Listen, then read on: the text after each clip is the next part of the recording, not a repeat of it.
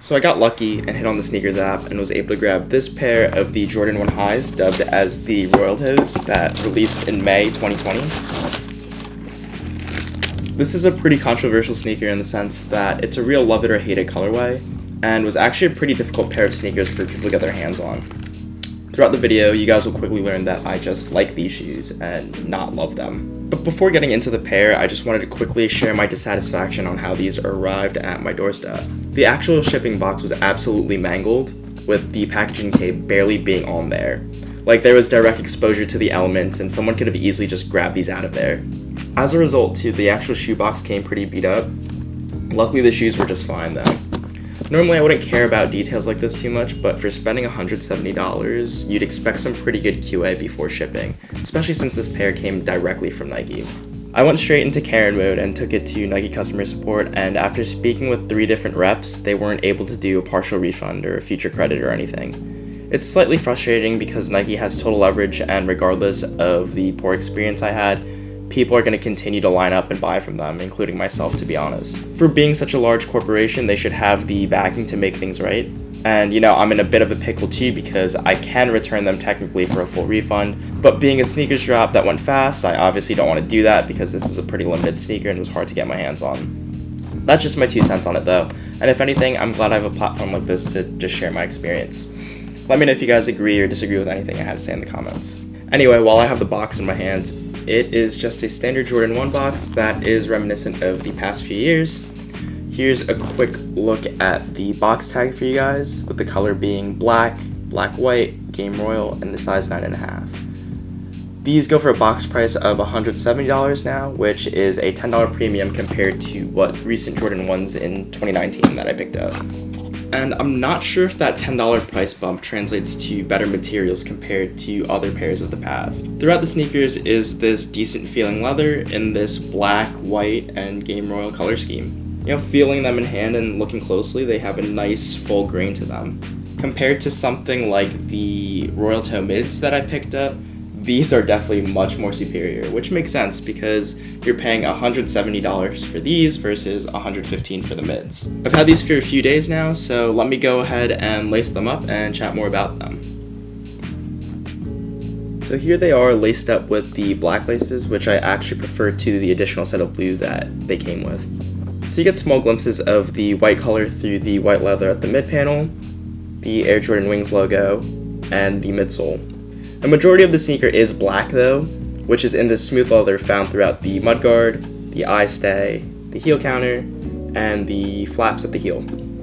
Although minimally used, the focus color on the sneaker is game royal, which can be found at the heel and at the toe, hence the Royal Toe dubbing on this sneaker. Other details on the sneaker include the black nylon tongue with the new for 2020 leather tongue tag with the Nike Air in the white font. Additionally are black inner walls with a black insole that has a blue Nike Air font on it. I'd totally pull them out, but they seem to be glued in and I don't want to mess with that. The outsole is in the game royal color, as are the additional set of laces. I personally think a white would look cool on here as well, so maybe I'll try that out, especially now as we move into the summer months. Despite the simple and clean colorway, there were actually a lot of critics to the sneaker, saying that it was a knockoff pair of things like the Fragments or the Royals and the Game Royal pairs. Regardless of what you may think of this overall color blocking, when you take the Jordan 1 silhouette and dress it up in a wearable color scheme like this, it's pretty much a guaranteed sellout.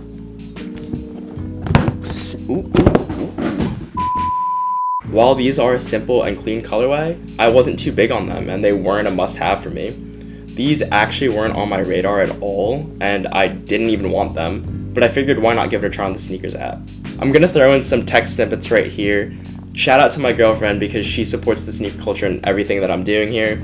And it's just funny because it seems that I always hit on shoes that I don't want that badly on sneakers for some reason. And in having them in hand and just taking a real close look at them, I think they're sick, but I'm not entirely in love with them.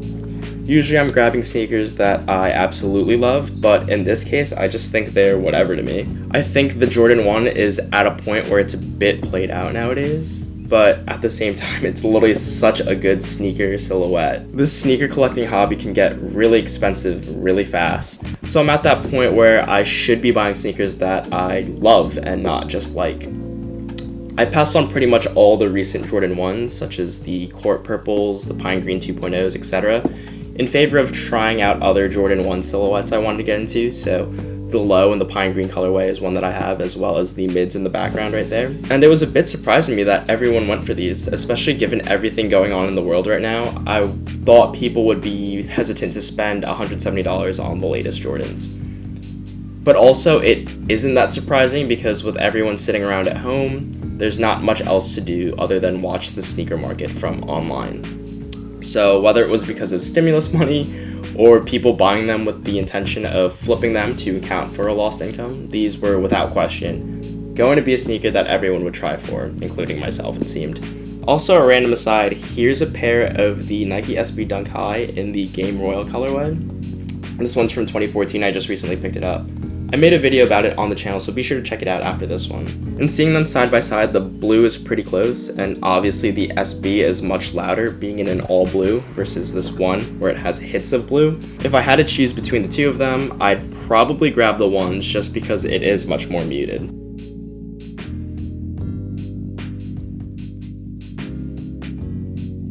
Overall, these are a great everyday shoe in my opinion.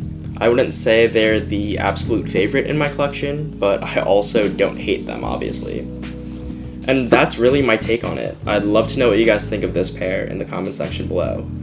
Were you also able to get lucky and track down a pair on release? Or did you take an L like many others? If you liked the video, let me know by dropping a like, and consider subscribing to the channel if you haven't already. I'm consistently dropping sneaker content like this, so if you're interested in more, definitely check out other uploads I've put out. Additionally, be sure to follow me on Instagram @StuffDylanLikes for even more sneaker content. That's all for now though. Thanks for watching, and I'll catch you guys in the next one.